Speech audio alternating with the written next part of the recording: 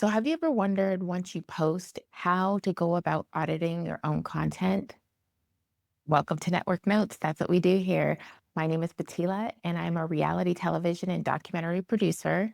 And I am taking the same process that I use when addressing notes for a television show when we're in post, and I'm using it to elevate my own social media posts and long form content online. My goal with Network Notes is that you really learn how to evaluate your own posts. So even though you may not know how to do everything, you will be able to figure out what you can do better, what you don't like, and you can learn how to improve your own work without feeling like you're completely stifled and you're just stuck at a point. You can look at your own work and say, what do I like? What don't I like? And what would I improve? You don't even have to have a whole set of storytelling tools in your toolbox. Just evaluate what you're looking at. When did I get bored? What don't I like? What would I do differently? And if you learn how to evaluate your own post, you are going to get to a point where you feel like your posts are a true reflection of what you want to convey. And I think that's what this part of the journey is for anyone posting online. If you're trying to get to a point with where what's in your head and what you imagine your videos to look like or your post to look like, you want that to be conveyed accurately outwardly. And what we're learning at this point is how to translate what we have going on in our imagination onto the screen. And so that's what I'm learning to do right now as well. And so I'm just taking you through the journey. Okay, so we're going to be working on the episode I did that's part one of the series called Storytelling Fundamentals for Social Media. After I post, I watch the whole thing down because I'm already sending it. Like it's kind of like utensils down. I'm already done. So the first thing I'm going to do is go over overall how I feel about the post. All right. So overall, let's see. Overall, I love editing in Descript. I love the text on screen and the edits are clean. Okay. So if you haven't been following along in the other parts of the Network Notes series, I had been working in iMovie and then I wanted to add text on screen. So I had taken one of the episodes and taken my completed version of the iMovie, put it in Canva. And then when I tried to add all of the elements, it really got choppy. It took up way too much time. So this last episode, I decided to go ahead and do it in Descript because I already know how to use Descript fairly well. And so everything worked so much better. Everything looks so much cleaner. I'm so happy with it. So that is something I will be investing in the future is moving over to Descript. Framing, I'm not mad at it. I used my iPhone camera instead of my laptop, and it is drastically different. I love it. It's such a cleaner look. I have so much more to work with. The only thing I would say is the camera needs to be higher. I thought it was eye level, but it looks like I'm looking down. So this is the framings. I'll probably insert a frame from an earlier version, but I was sitting down lower, which unfortunately I'm sitting down lower again today because the chairs don't move up. I work at like a co-working spot, and for some reason the chairs don't raise. And so last time I brought my yoga bolster and I sat on that and it elevated me because I'm short. And so the framing cuts me off a lot. So I'm going to have that problem again today when I record. But in this instance, actually, I was raised I was sitting on a booster seat basically, and so my frame I really like the framing a lot better. I would honestly even go higher if I had a bar stool in here, but I don't, so I will take what I can get. But I do like the framing a lot better, so I am disappointed today that I'm sitting low again, but we're just doing the best we can at this point. Okay, energy. I might tone down the business casual and start wearing more of my daily clothes. I think wearing my business casual attire is also making me feel so much more formal that I'm on a Zoom call. So I'm going to try wearing more casual clothes in the next video. Okay, so my video that I'm going to do today, this is what I'm wearing. I noticed in the previous videos, I feel like I'm in a meeting. And I think not only because I'm using my laptop, is that creating some of the business feel, but also because I am dressed like I'm going to a meeting. And so I wanted to dress a little more casual so that I felt more casual. And it was more like a meeting with the other editors and producers and not necessarily a serious network meeting where I have to pitch what we're going to do with this episode or why it's taking so long or whatever. So hopefully the attire helps me feel more relaxed and not that I'm in a business meeting. And then, okay, structure. Oh my goodness. Because I didn't prep for this video in the same way I usually prep, it was a lot off the cuff. I didn't say a lot of things I would wanted to say, and I didn't articulate them as clearly as I would have. Even if I do something off the cuff in the future, I need to ask myself, what do I want them to know by the end of this video? What takeaway do I want them to have? What reality television example am I going to use? What social media example am I going to use? I still have to be able to answer these questions instead of thinking I'm going to sit down and riff on a topic. Okay, so what happened here was I had a topic all planned out, and then I decided I wanted to start the storytelling fundamental series. And so I decided at the last minute to throw together the show and tell version. Now, I've spoken a lot about show and tell with different people that I've worked with. So I'm very familiar with the topic, but I wasn't prepped to discuss it in a framework. And so what happened was I ended up with 20 different tangents, like so many examples. And I would ramble, then I would come back to the point, and it was so unstructured.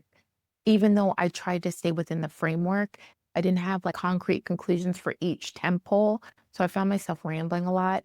And so I just really have decided once you've prepped, that's what you're posting until I at least get more familiar because it is a pain to edit when the strongest point you make at the very end of a 20 minutes of raw footage, and the point that you like the best is at the end, and then you find yourself cutting and pasting and trying to get rid of stuff. It's just so messy, and I just don't want that experience again. So I don't script, but I do follow in a template, like an outline.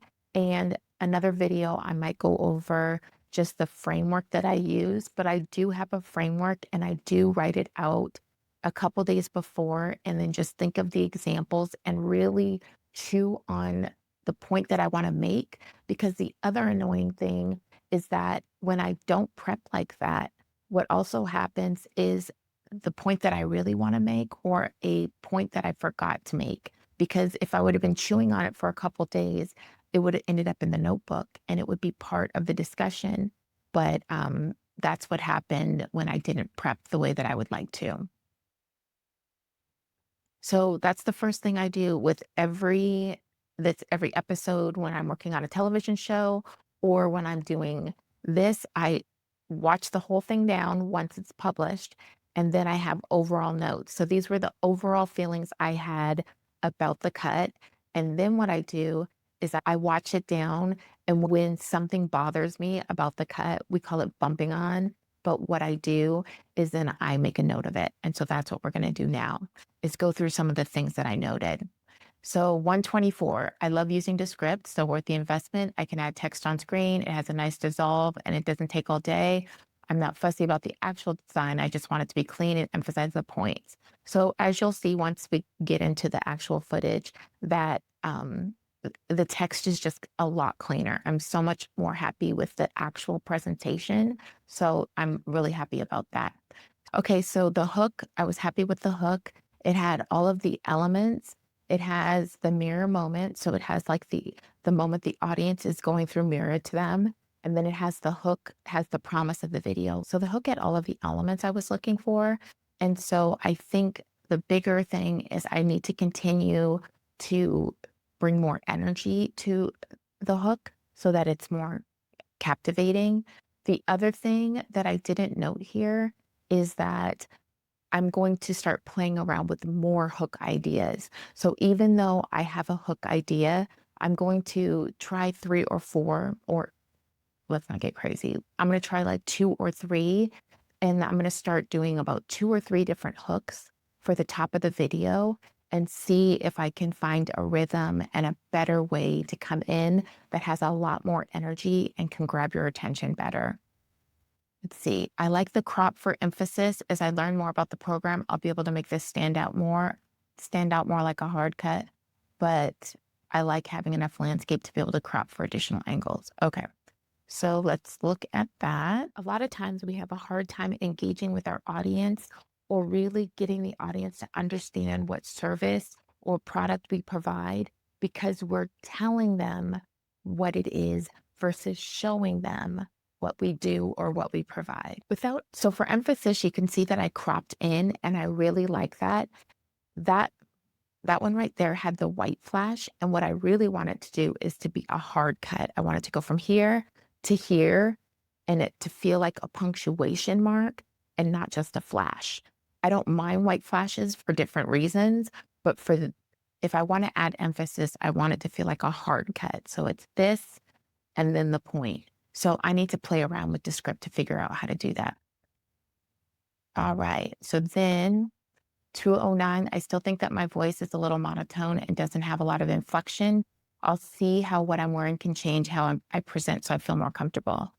So there's still this element of business casual clothes and a business casual kind of vibe in my speaking tone. And so I really want to break out of that and for you to be able to see more what I'm like when I'm in producer mode, when I'm sitting in the chair and there's a cast member in front of me and we're talking about what happened on the island, or I'm in a documentary and I'm talking to the person that is giving me information about something that I'm talking about. I want to get that energy back. And so I'm hoping that changing my attire a little bit will help me get more energy, help me get more rhythm, and help me feel more conversational because I really do feel a little monotone.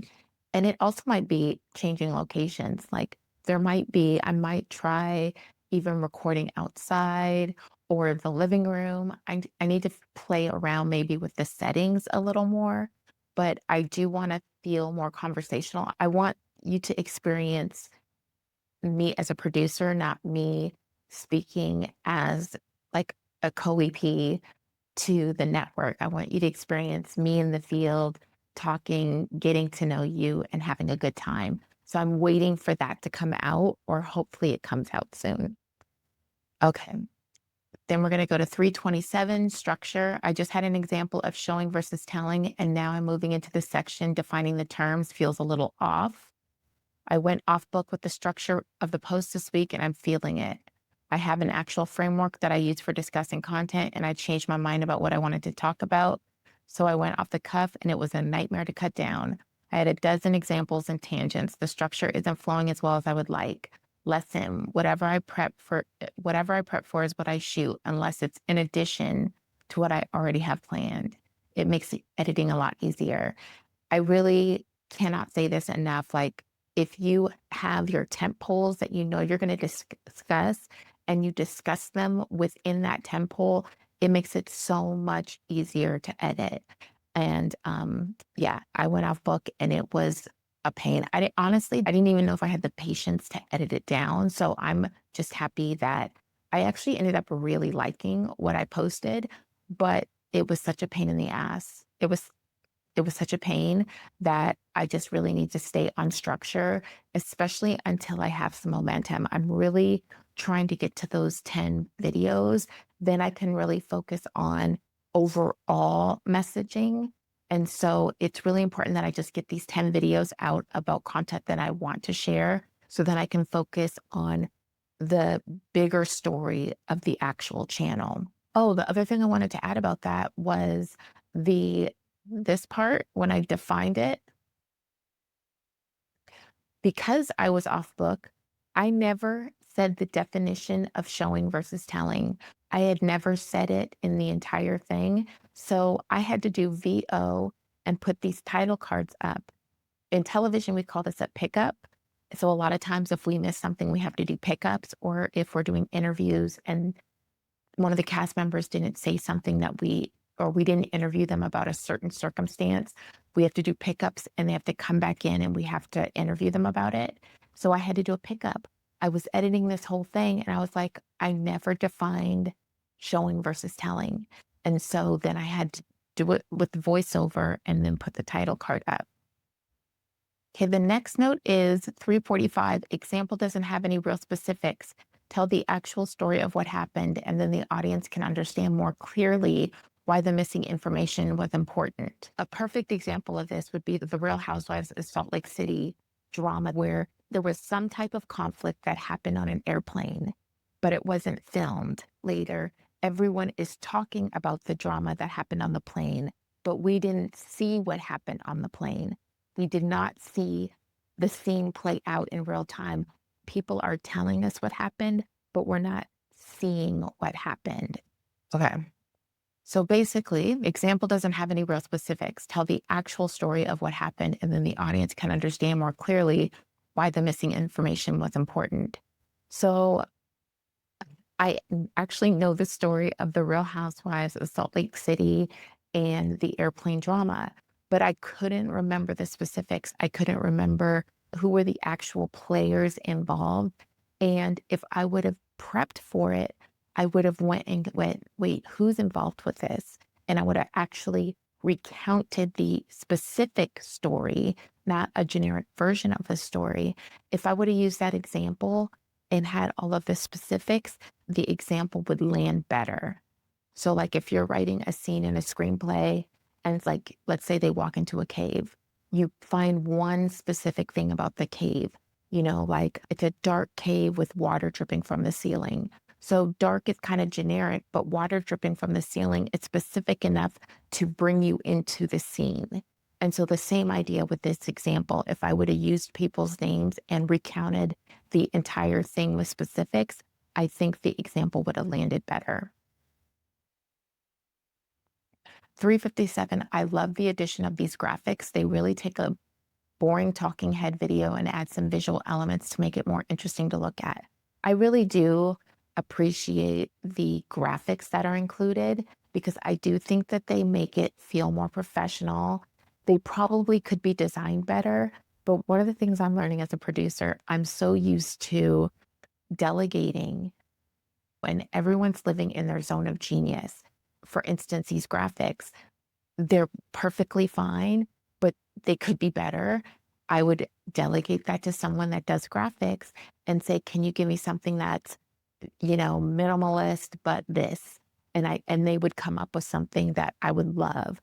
But like the point of the graphic is to emphasize points and to give you something visual so it helps punctuate different ideas. So in that sense, it's working better. It's working well, and it's way better than what I was doing in Canva. So until I have time to really focus on it, I'm happy enough. I'm actually more than happy enough. I wonder if I can show fitness instructors in my video. I don't know if I even want to. It starts to get cluttered with too much going on. And especially if I'm not going to name them specifically, I think this is an example where everyone gets the point. So, how do you do showing versus telling in your own social media? The best example of showing in social media that I found, well, think of fitness instructors. Fitness instructors show you what it would be like to use their program. What are the types of exercises? What is the backdrop? What do they focus on? And you see examples of that. So you see them actually lifting weights, you see the types of exercises that they do, you see the way that they instruct people. All of that is available for you to see on social media. So ooh, I think that sounds like fun. I like the Pilates style, or, oh, I'm looking for a high intensity workout. This looks right up my alley. Oh, I've been trying to find a good kettlebell workout. Or you realize, oh my gosh, this is so accessible. I can do this with kids around. I can just do this in my living room. So they give you a vision of what it would feel like to be in one of their classes. So you're seeing what the actual program looks like. Obviously, watching it down right now, I definitely think I could have cut that down. I think we get the point. The thing I was thinking about was, do I actually want to include visuals of fitness instructors, or is that can we draw that conclusion enough in our own imaginations? Also, this is just from coming from television. You can't just like screen record, you have to get licenses for everything. So, moving into more social media, online stuff, I'm not sure of all of the rules and regulations. Where if I was on a television show, I would send this to the licensing department and the lawyers, and they would tell me if I have to get releases or whatever. So I'm just not sure, but I don't even know if it's necessary. And I don't really want to clutter the videos with a lot of different things. I really want to keep it pretty clean other than the the text that I'm using in order to emphasize a point.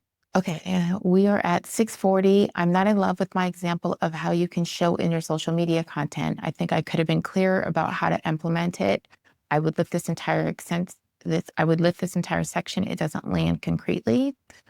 Oh, let's see what that's about.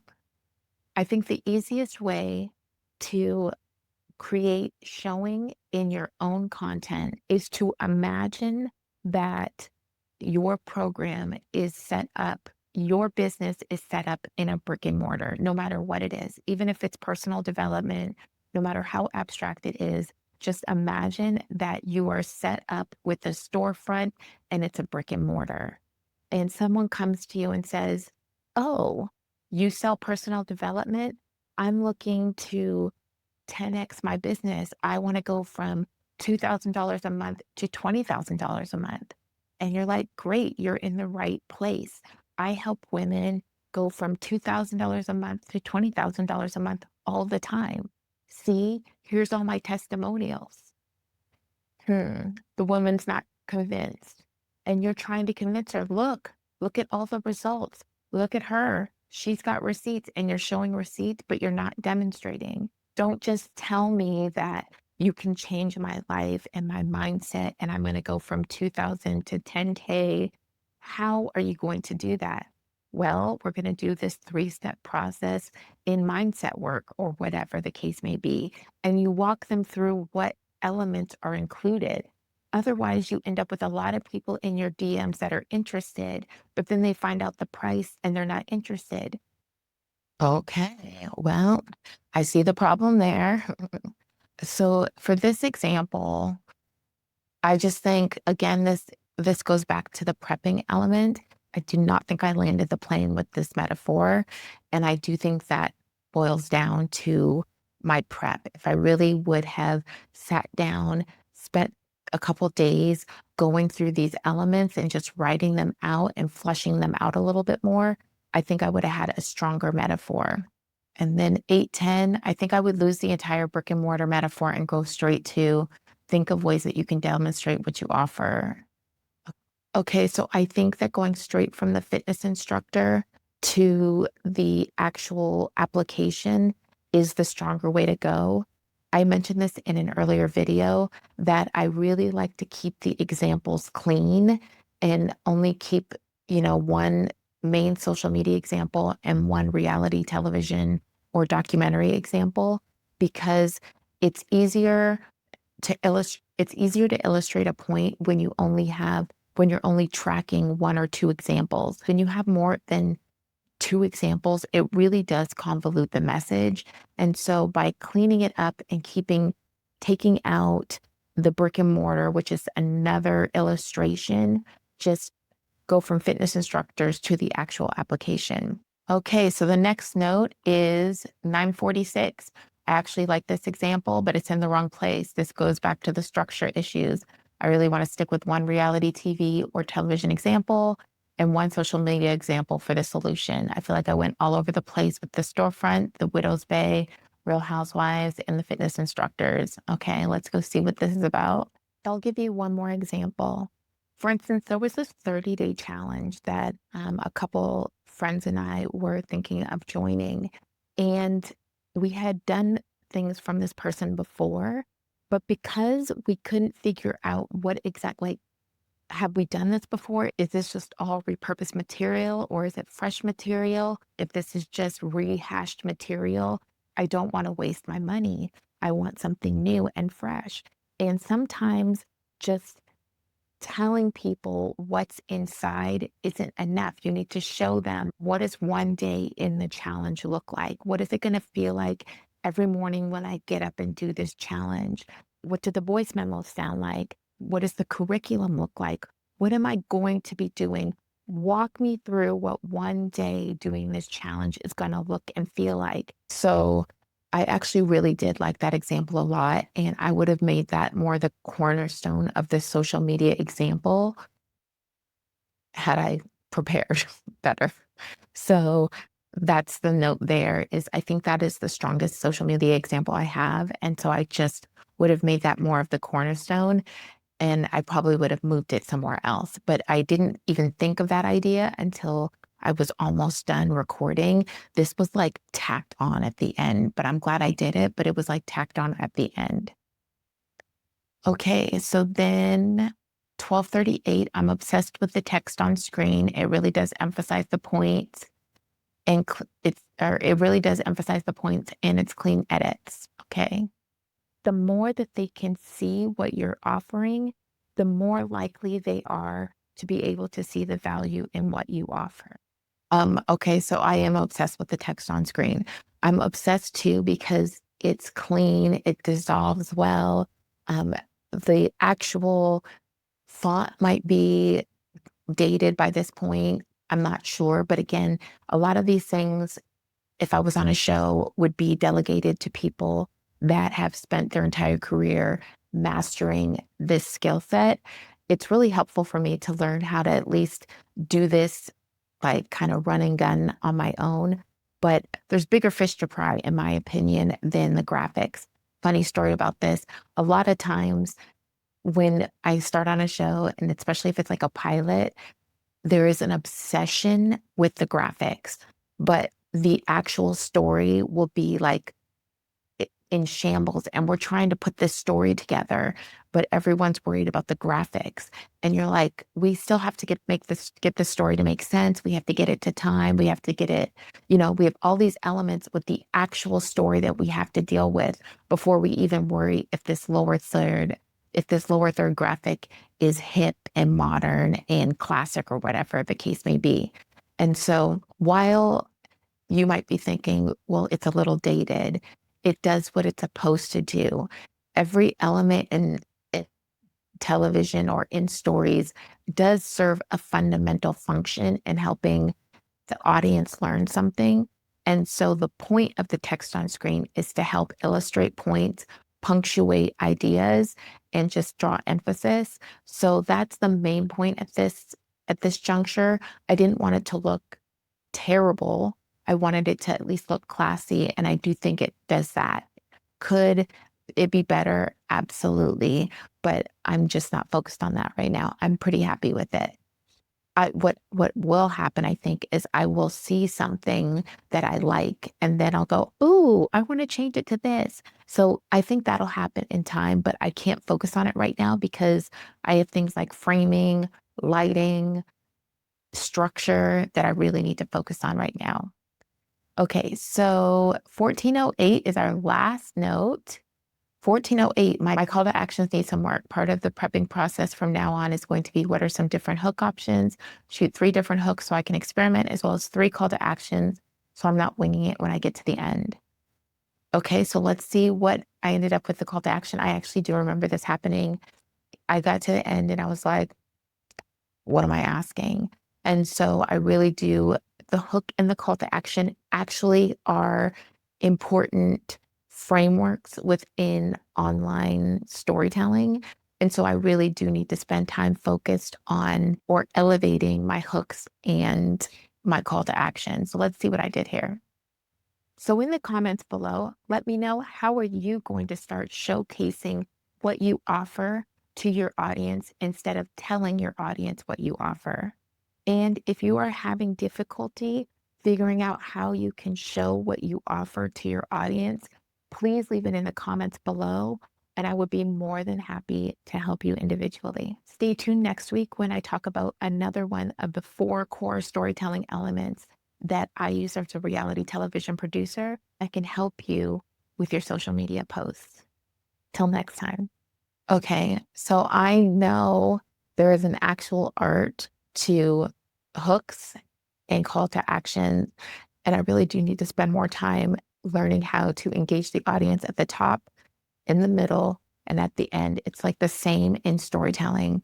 We have a cold open a lot of times on the shows that I work on because you need to razzle and dazzle your audience and captivate your audience and get them to watch. That's kind of one of the points of a cold open in a television show. It's to really engage your audience and promise what they're going to see later in the show.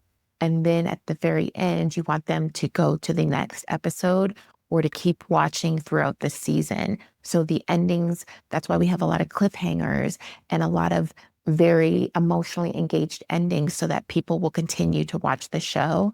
And so I need to take some time to really learn the craft of my cold open and my episode out. And so those are the two things that I really need to focus on next and not take them as a throwaway because right now I've kind of just been trying to get through it and then they end up as a throwaway. So I need to focus on that. Okay. So I just want to go over the takeaways really quickly. So takeaways, framing, raising the camera even higher so I don't look like I'm looking down. Definitely using the iPhone from now on. The difference is dramatic. I am so bummed today that I am so sitting so low. I was so excited to have the bolster and to really be able to bring myself up a couple inches and not be cut off so low. But we are trying to get to 10 and then we can focus on really, I just don't want anything to stop me at this point.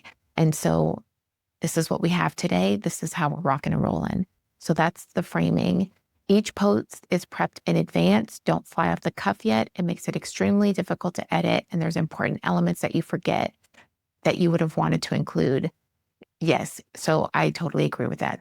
One strong reality television example, one strong social media example.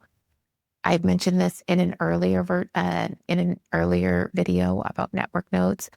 I really do want to focus on one strong example from reality and social media because it really does help illustrate the point and bring the point home better. And prepping 3 versions of a hook and 3 versions of a call to action. Unfortunately, the video that's coming up next, I don't think I really did this. So I have one hook and one call to action. And the thing is, I really want to study what I need to do to improve it, not just 3 versions. So I need to spend some time this weekend really learning more about hooks so that I'm not just throwing spaghetti at the wall. There is an art to cold opens and there's an art to the first like 3 pages in a screenplay, the things that you actually do to get people interested in the character. In television, we actually have tease editors that go through and their specialty is editing cold opens and teases and next ons, which are the next on is basically just clips and a tease of the next episode. So we have editors that specifically do those things. And so I need to spend more time with the hook and the call to action because they are actually very, very important. It is an art and it is taken very seriously in television. So I know that the hook and the call to action are extremely important in showing up online. And so I really do want to spend some time learning more about them. So we have just finished another episode of Network Notes. So until next time, have a good day. See, I need to work on the call to action because that is not a good call to action, but I didn't plan one. So until next time.